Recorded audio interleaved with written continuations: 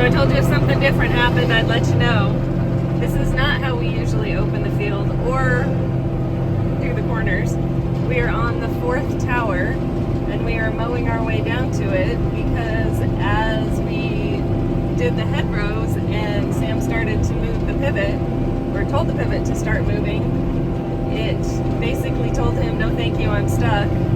So now we have to go unstick the pivot before we can keep mowing, and rather than driving down with the side-by-side or something and squishing a bunch of the hay, we gotta mow it anyway, so we're just gonna mow our way down to the 4th track, or the 4th tower. So, something different. There's something different all the time.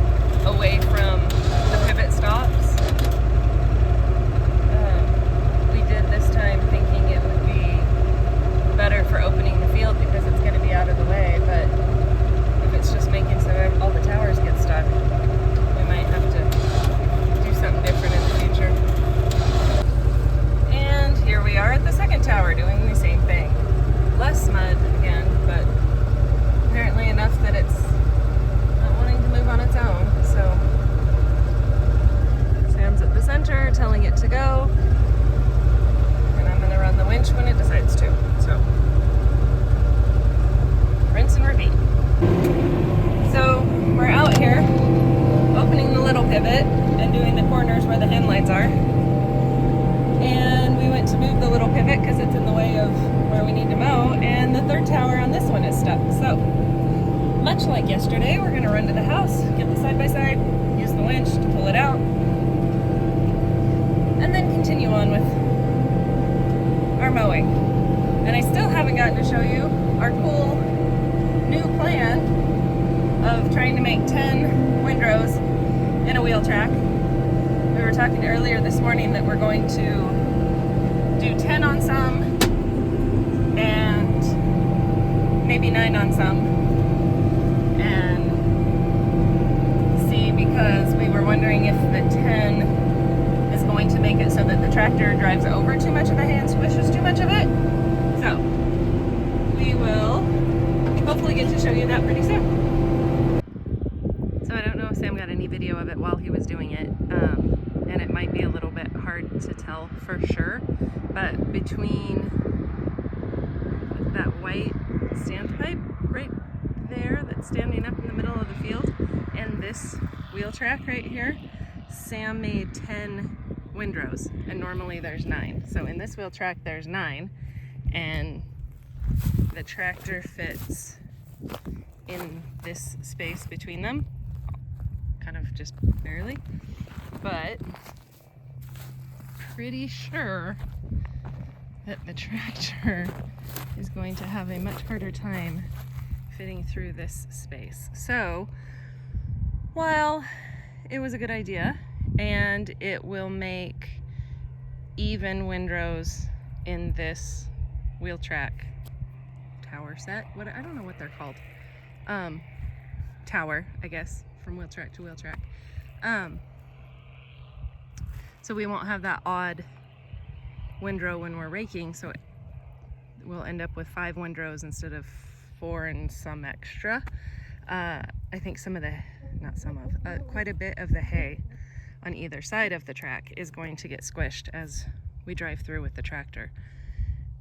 So I'm not sure if it's really worth that one extra lap that the tractor has to make.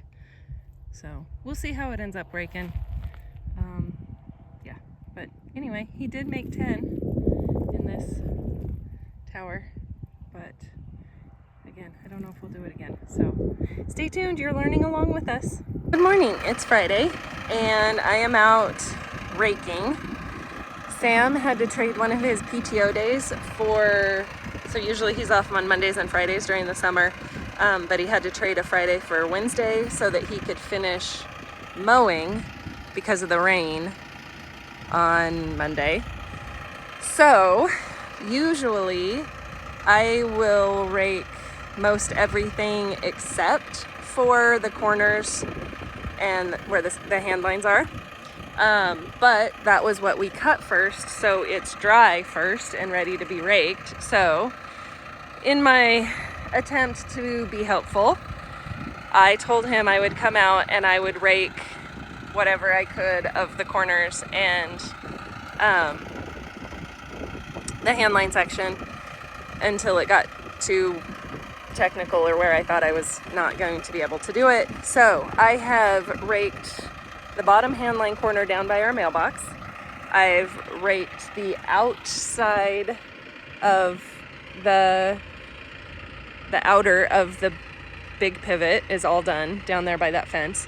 And then this little hand line corner, this little bit right here, I'm gonna treat like a hedgerow and get it when I go back the other way. So now I'm getting ready to do this center section where, like, between the two pivots where the pivots overlap, which is also, there's hand lines right here, and then there's hand lines way back over there.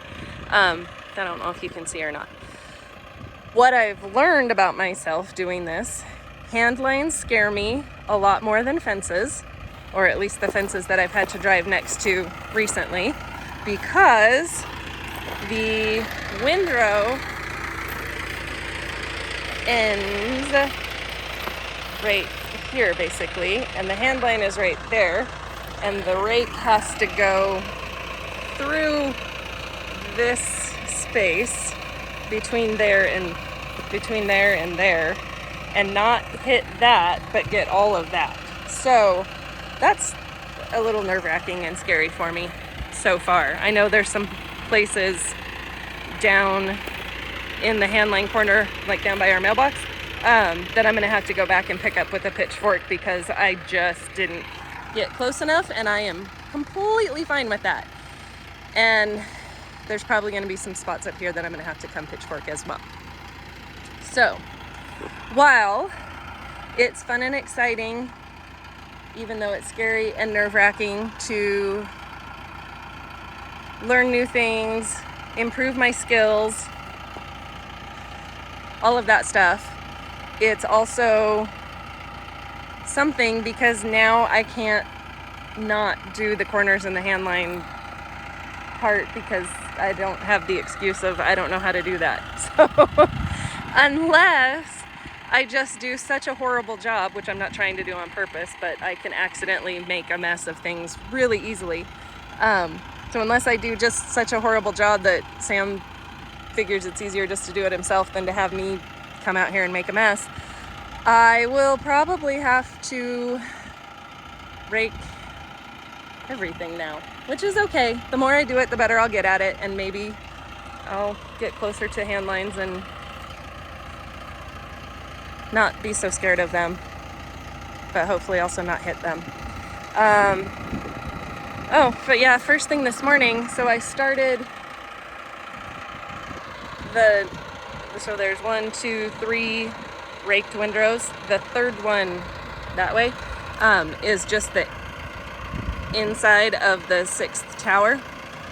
When I got up by the pivot to turn around up by the house and do that handline corner, one of the hydraulic hoses from the front of the tractor got caught on something, got ran over, got ripped off. So luckily it didn't seem to do any damage to the tractor. The hose needs to be replaced, and it's one that we use when we use the front of the tractor, like for a post hole digger, which I don't think we have any plans of anytime soon. But so that was kind of scary and unfortunate, and obviously it happened right on the top of the steep hill as I was trying to turn around. So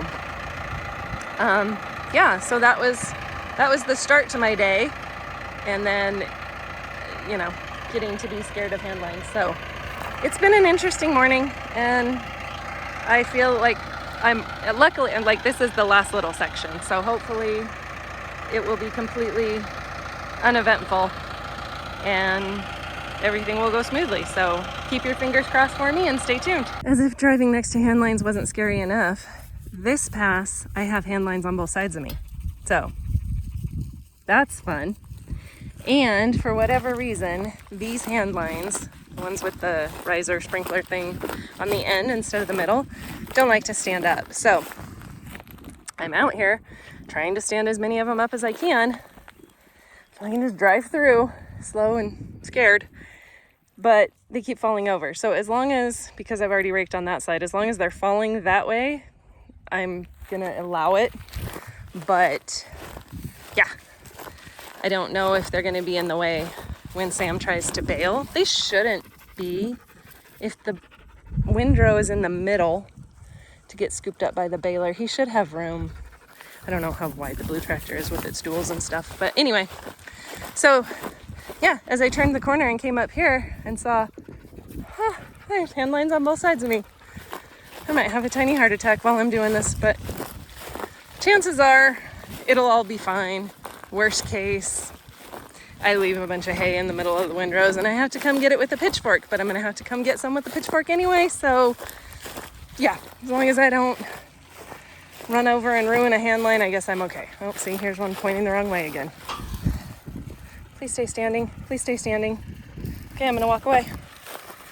All right. Let's see. Oh, that's all good. I have plenty of room on that side. Boy, this is nerve-wracking. Okay. But in all actuality, this is what, our third cutting. I go back to school in, 2 or 3 weeks. So this may be the last weekday raking I get to do, which I feel bad for Sam when he has to do this and his regular job. But yeah, so if we can time it so we're raking on the weekend, but then I don't know if that puts us baling and stacking in the middle of the week. I don't know what the right answer is. I just know I'm trying to be helpful, so I hope it helps. So yesterday, this was all perfectly raked rows, and now you can't even tell, one, that it was ever raked, and two, where the rows even are. It's just random hay smatterings all over. And this, I don't know if you can see, the stuff that's just kind of spread out on the ground here doesn't really have any leaves left on it. They're all just on the ground. So we basically made alfalfa straw, I think. But we'll see. We'll see what happens with it and what we end up doing and how it all goes. But it's kind of sad because they were really nice thick windrows, and we thought we were going to get a better cutting than we got for second cutting because there were only 80 bales on the second cutting. But I don't know what's gonna happen with this. Just part of farming, I guess. So this is the little pivot that hadn't been raked yet, but was ready to rake this morning, theoretically. But you can see the hay that's on the ground is just bleached and not green. So when the rain came through it, it just washed all the nutrients and everything basically out of the hay, and I guess turned it in, like filtered it, like so it made tea, kind of. And it still has leaves on it, but it is super wet. So there is no way that this is ready to rake today. And our weather station thing said we only got an inch of rain, but the ground is just muddy. And this is our weather today.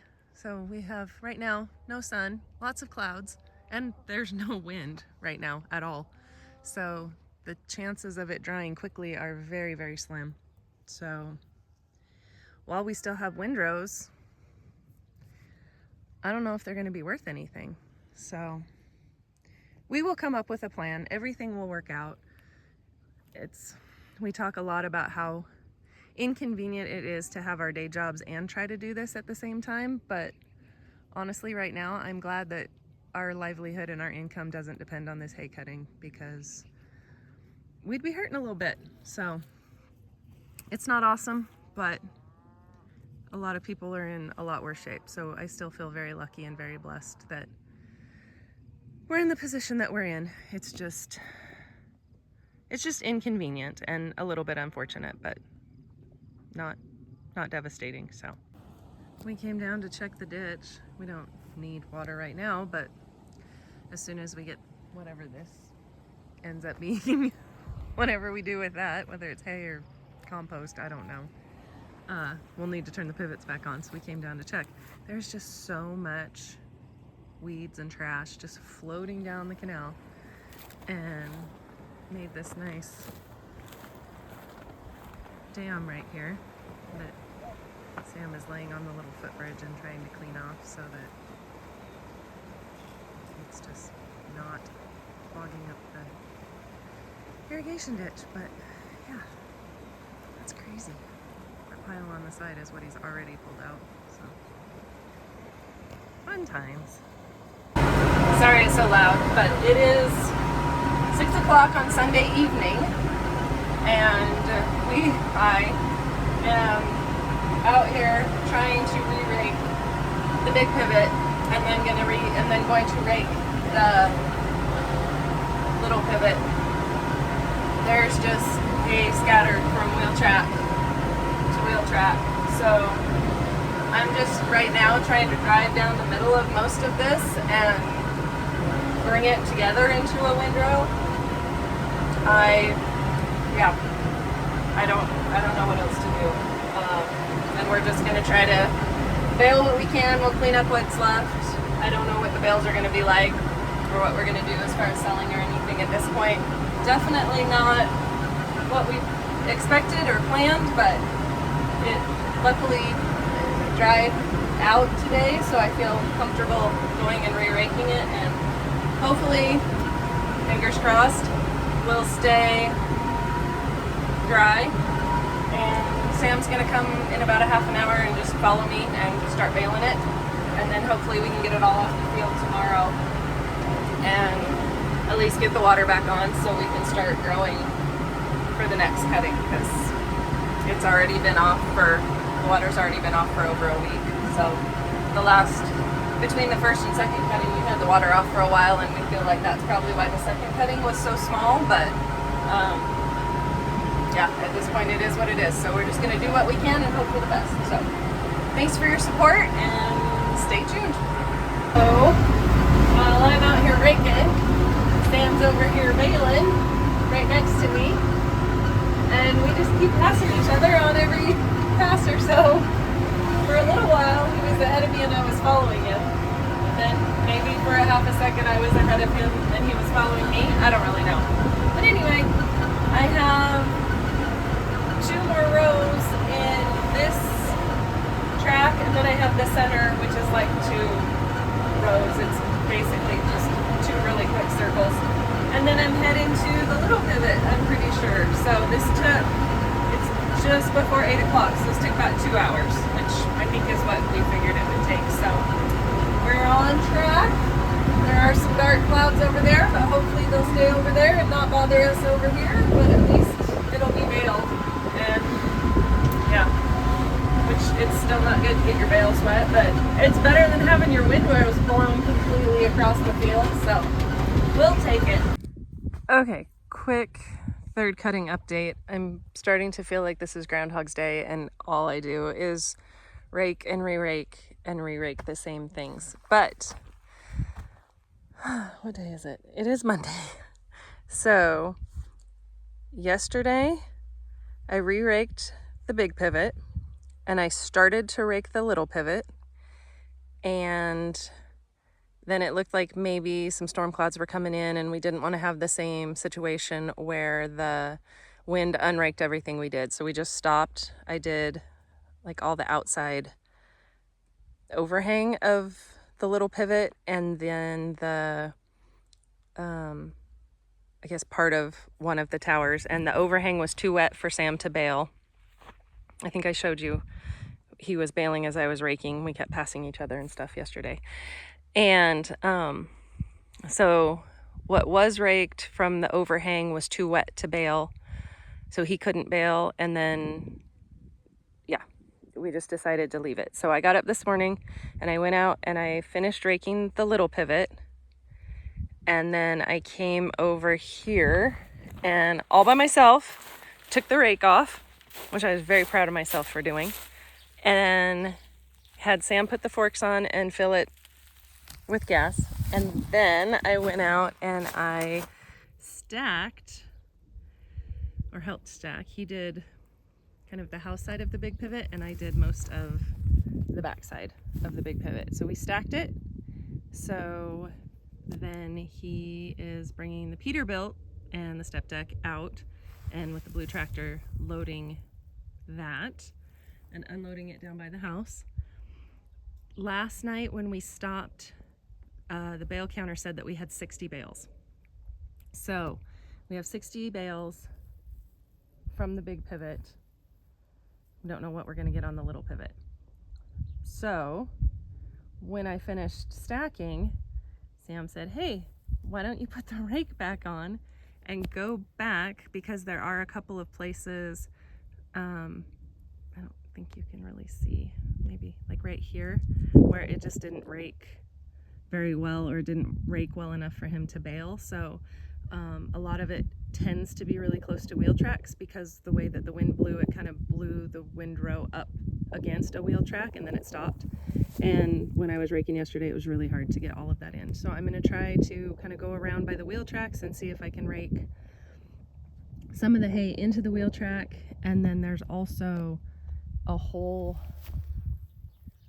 part of one of the towers on the far side of this big pivot, where the hay had just spread so far that when I was trying to rake yesterday, it didn't really make it into a windrow. So I'm gonna go try to re-rake that tower. So I don't want to spend 5 hours out here like re-raking every track, but I'm gonna try to get as much of it now that the big stuff is raked. I'm gonna go back and try to get whatever's left that's big and re-rake it to either get it into a windrow that we could bale, or just an easier chunk to pick up, so we're not pitchforking, you know, an entire wheel track, because we don't have time for that. So yeah, so I'm re-raking for the third time. Stay tuned.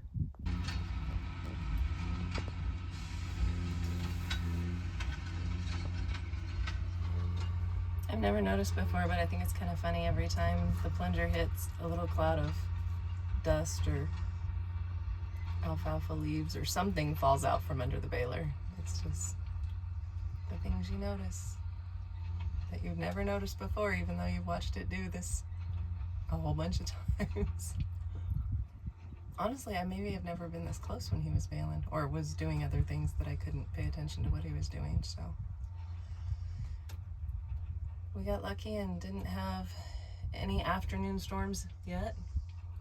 And so we're just gonna try to hurry and bail the little pivot and get these guys off. We've got the water back on the big pivot right now, so I am so glad this cutting's over. And right now, if the rest of them are going to be like this, I hope we don't have 5 this year. I will be more than happy to just be done after 4. But yeah, if this was the worst one and this was the worst of it, we were very lucky compared to what I'm sure some people have dealt with, are dealing with, and how it could have been. So very grateful, very blessed. Just a little frustrating, but life can be that way sometimes, especially when you're dealing with Mother Nature. So the final bale count was 106 bales off the third cutting, which I think it would have been a lot more if some large portion of it hadn't blown away or just, yeah, blown around. So these are bales that were already baled when it rained. So they're stagger stacked or gap stacked like this, so the air can flow through them, and somebody said that they'll actually dry out this way. So obviously rained on hay isn't as good a quality as not rained on hay, but when it's already baled, the rain doesn't soak in that far into the bale, so usually it's just like the outside little bit, the top or the side or whatever, actually got hit with the rain. And it's a little bit hard to tell, but I think we got less than a quarter inch of rain that day. It just fell kind of all at once, and then the wind made it a little bit worse. But yeah, so 106 bales isn't horrible. It's more than the second cutting. We've got the pivot back on.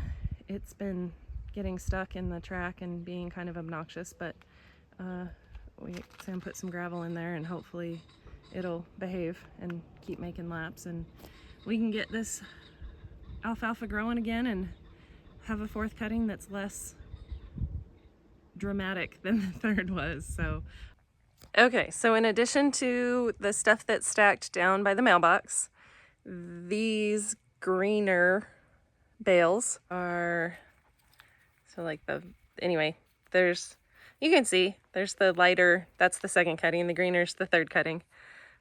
So there's the ones down by the mailbox.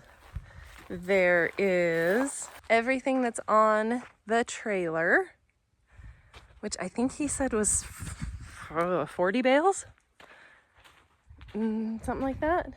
These 2 and those 3, and that should add up to 106, which it doesn't look like it, but it probably does actually, because yeah, no, that makes sense. So we have, oh, and maybe those 3, because they look greener. So we have first cutting, second cutting, and third cutting that was going to go in the barn, but at this point it's already been out in the weather and all the things that have happened to it, so it doesn't really make sense to store it in the barn. Might as well just store it outside. So yeah, we've got some hay to get rid of and hopefully we get rid of it soon. So if you know anybody who needs some hay in Eastern Oregon, send them our way. Thanks for watching.